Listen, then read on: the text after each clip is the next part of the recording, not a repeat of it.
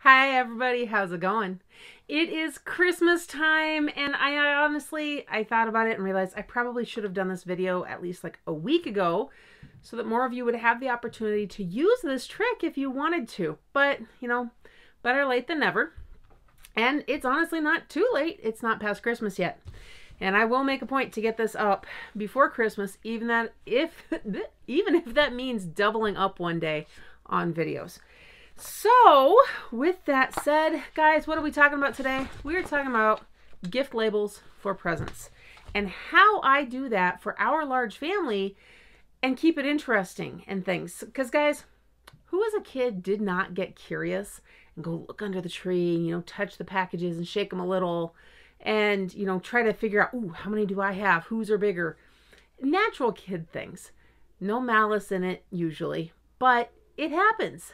What is one way to get around that? Well, here's actually the thing.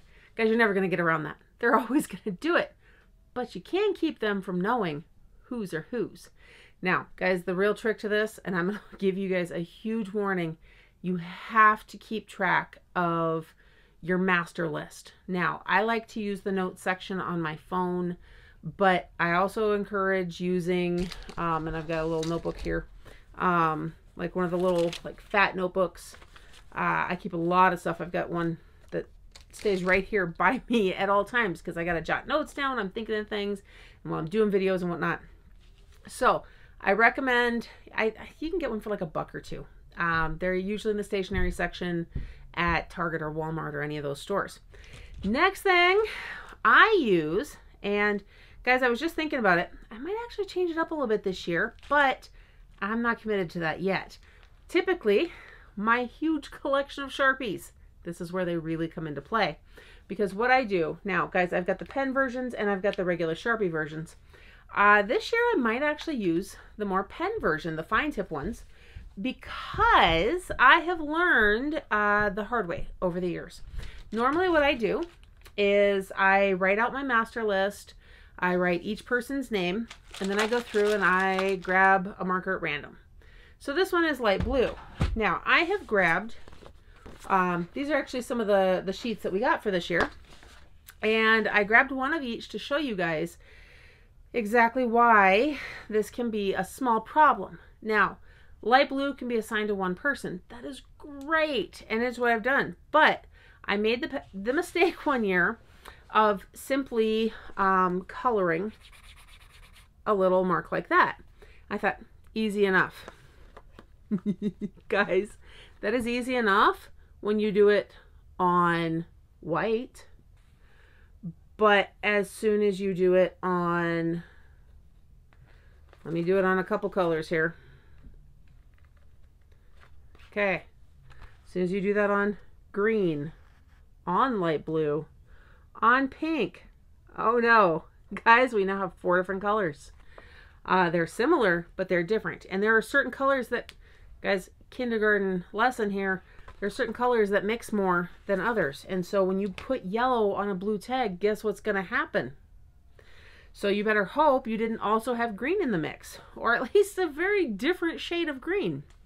And I can tell you, I have several shades of green. So that is something I have to be hyper aware of. Now, on that note, I'm going to go ahead. I used the Super Rainbow one. I'm going to go ahead and use some classic Christmas colors really quick with that same light blue marker. Put the same little line up at the top. Now, I could like color all in the middle of these tags just to prove a point, but I still want to use them. So I'm not going to do that. Oh, there. Okay. So here, I better put the cap on my marker. I'm really going to color all over them. You can see the difference that happened here. Now, these two are a lot more similar, a lot easier to figure out, but you put it on green, it becomes almost green. You put it on red, guys, it's almost black, like a faded black marker color. So there is the truth. So what I started doing to get around that issue is I started writing the name of the color. So I would write light blue, fuchsia, purple, lavender, orange. Actually, that's more of a coral because that's more orange. dusty blue, which is not the same as light blue. Because, guys, I draw at random, you know, that can also cause that issue. You're going to get colors that are very similar. And I've got browns and yellows and reds. I've got a few in here that are upside down because, oh, you know, I let somebody use these. I think they put them in upside down because, I mean, guys, look at how similar those are. Okay, so with that said, here is my plan for this year. And I think I might start doing this from here on out. Now, I might go ahead and I might use the pen ones because one thing, guys, with the fine tips, if I can get the cap off, much finer. When you're trying to write the name of a color with a regular Sharpie, those tips may look pointy, but it spreads and it's not always easy to write, especially if you've got, you know, a tiny tag that doesn't have much space.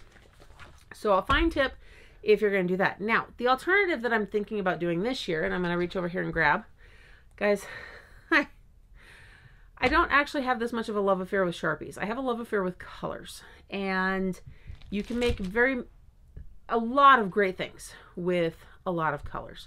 The person who used my Sharpies last actually colored a balloon.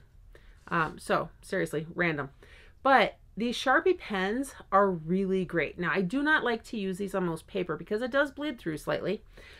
It's a little more than just a regular ballpoint pen, which this would be my first preference for that. But it doesn't smear the same. So that is really nice, which is great when you're writing on these tags. Now, I'm not telling you that they don't smear at all. Give it a few seconds, but it does dry faster than the ballpoint. And I've had problems with the ballpoints in the past. You swipe your hand across 10 minutes later and it still rubs. So anyhow, I'm trying to stay on track, guys. Sharpie pen. There is an alternate option that I'm really toying with this year. And I know we're getting right up to Christmas. Guys, I haven't wrapped anything. I'm so far behind. I did finally sort the stocking stuffers though. So anyhow, what I think I might do is I'm going to pick a theme. I could go with safari animals. I could go with major cities in the US. I could go with just about anything. And I will probably do a search. My preferred search engine is DuckDuckGo, and do a search there for any topic, honestly. And I will use the first 8 or so results that come up for that. And I say 8 or so because I do include my husband's gifts in this because it throws the kids off. That is the beauty of it, is if there's just 7, sometimes they're like, ooh, you know I asked mom for this and this really looks and feels like this. So now there is one very specific gift that I'm not going to be able to wrap very easily. It's a very awkward pre-assembled table for our second oldest. She actually picked it out herself. She knows she's getting it. Technically, I handed her the cash and told her to go buy it and stick it in the van while I was still in the store. So she really knows she's getting it. But I'm going to have to be careful. Either I'm not going to wrap that at all, or what I'm going to do is I'm going to wrap the top of it, but I'm not sticking a sticker on it. Because if I put a sticker on it with her code name or color, well, guess what? She's going to know which ones are hers. So that one I will probably leave unmarked, or I'll actually just write her name on. But that one, it's not getting put out until Christmas morning anyhow. So we'll see. But guys, that is how I do our gift tags. That's how I keep Christmas that much more interesting. One extra thing that we do, and if I do a video this year of Christmas morning, I have done it in the past of everybody opening gifts. It's a lot of fun to do and to watch, and I love seeing children's reactions when they open their gifts. So that's actually something that the kids end up watching later on too. Anyhow, one thing we do then is everybody has to sort all of the gifts into piles based on those name tags. And then they have to try and figure out whose pile is whose. Once they figure out whose pile is whose, then either I let that person go ahead and start opening, or then we start handing out answers. It just depends.